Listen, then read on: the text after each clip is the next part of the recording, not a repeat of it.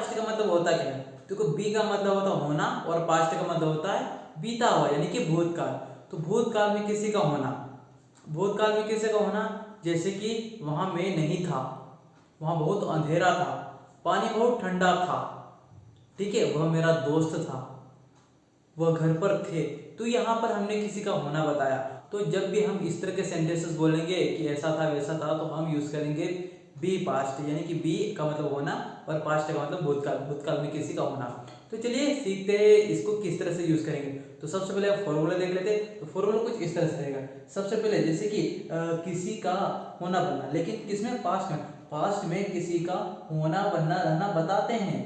तो पास्ट में किसी का होना बनना रहना बताते हैं, तो उस सिचुएशन में क्या यूज करेंगे? सबसे पहले हम यूज करेंगे सब्जेक्ट। सब्जेक्ट यानी कि मेरे को इंग्लिश में आई, तुमको यू, हमको वी, वह लड़का हो तो ही और लड़की को तो शी, वे को बोलोगे दे। ये सारे सब्जेक्ट होते हैं जो कि आपको याद हो जाएंगे। आप इस वीडियो को देखते रहिए, 2 से 3 बार देखोगे तो ऑटोमेटिकली सारी चीजें याद हो जाएगी। देन आता है was verb. With the singular subject we have to use was और with the plural we have to use were। अच्छा समझ में नहीं इंग्लिश में क्या बोल दिया। मतलब जैसे सिंगुलर सब्जेक्ट होगा, जैसे कि ही, शी, इट है, फिर किसी का नाम, तो उसके साथ हम लगा देंगे was, और यू, वी, दे के साथ में हम लगा देंगे वर। अब तो क्लियर हो गया होगा। अच्छा उसके बाद में ऑब्जेक्ट। ऑब्जेक्ट में जैसे मैंने बोला कि वह मेरा दोस्त था, जो दोस्त है ना ये ऑब्जेक्ट में चले जाएगा। वह के लिए तो हम तो यूज करेंगे ही। और अच्छा एक है वह, तो ही वॉज मेरा दोस्त, तो माय फ्रेंड। तो सेंटेंस क्या बनेगा? जैसे कि वह मेरा दोस्त था तो ही वॉज माय फ्रेंड। अच्छा वह घर पर था, ही वॉज एट होम।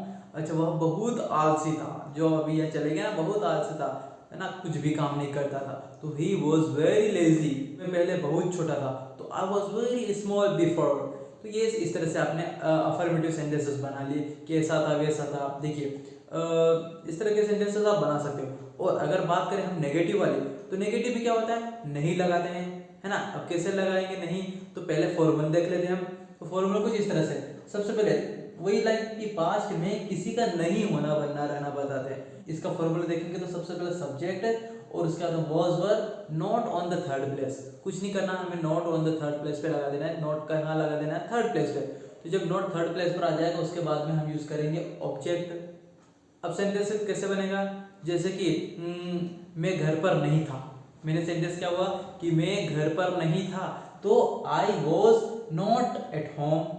मैं कल बिजी नहीं था, तो yesterday I was not at my home, या फिर I was not busy। देखो सॉरी क्या बोला मैंने कि yesterday I was not busy, कल मैं बिल्कुल फ्री नहीं था, तो yesterday I was not free। कल मैं ठीक नहीं था, तो yesterday I was not well। यानी कि हमने लिख दिए यहाँ पर नोट लगा के नेगेटिव वाले सेंटेंस। अब तो क्लियर हो गया होगा। अगर बात आए यहाँ पर क्वेश्चन पूछने की, अच्छा कौन था वो?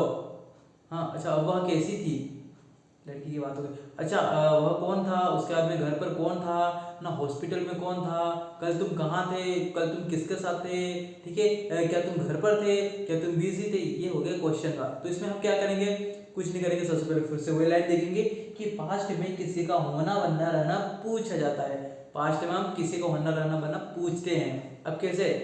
तो हम सीक्वेंस चेंज कर देंगे। सीक्वेंस कुछ भी नहीं चेंज करेंगे ज्यादा, जहां सब्जेक्ट था वहां पर हम लिख देंगे was verb। तो सबसे पहले हम लिखेंगे was verb, देन सब्जेक्ट, उसके बाद में ऑब्जेक्ट। अब सेंटेंस कैसे बनेगा? क्या कल तुम घर पर थे, तो वर यू, भाई तुम हो तो तुम के साथ हम was लगाएंगे नहीं, और तुम के साथ हम वर लगाते हैं ना, तो हम यहाँ से शुरू करेंगे were you at home yesterday। क्या कल तुम बिजी थे, तो वर यू बिजी yesterday। क्या कल तुम उसके साथ में थे जिसके साथ में नहीं होना चाहिए था, तो वर यू विद हिम या फिर विद हर जाएगा। अच्छा WH वर्ड, ये क्या होता है भैया? नई चीज आ गई। अच्छा WH वर्ड का मतलब होता है जो वर्ड जो WH से स्टार्ट होते हैं उन्हें हम कहते हैं WH वर्ड। अब WH वर्ड जैसे कि WHAT what, WHEN when, WHY why, HOW how, ये होते हैं WH वर्ड। तो इनको यहाँ कहाँ यूज करेंगे? तो इनको कुछ नहीं, सबसे पहले यूज करेंगे was और वर के भी पहले। अब सेंटेंस कैसे बनेगा भैया? वह कौन था, तो कौन के लिए हम यूज करेंगे हु। कुत्ता बोल रहा है हु का मतलब होता है कौन। Who was that. अगर मैंने बोला कि हु वॉज दैट, मैंने पहचान नहीं पाया लड़का था लड़की थी। अगर लड़की होगी तो मैं क्या बोलूंगा? होगा शी। अगर लड़का होगा तो हु वॉज ही। अच्छा वह क्या था? What was that. वह क्या था। जो क्या है ना, ये क्या, क्यों, कहाँ, कैसे, ये जब बीच में आते हैं हिंदी के सेंटेंस में तो इनको उठा के कहाँ पटकना है, सबसे पहले पटक देना है। अच्छा, कल तुम कहाँ थे, जो कल तुम कहाँ, जो क्यों कहाँ बीच में आया, तो मैं क्या यूज करूंगा, where were you yesterday. Where were you yesterday, कल तुम कहाँ थे, कोचिंग क्यों नहीं आया, डंडे खाओ मेरे हाथों से 4-5 जो भी जीते मिलते उतने। तो कुल मिलाकर ये है कि WH वर्ड को हम सबसे पहले लगाएंगे।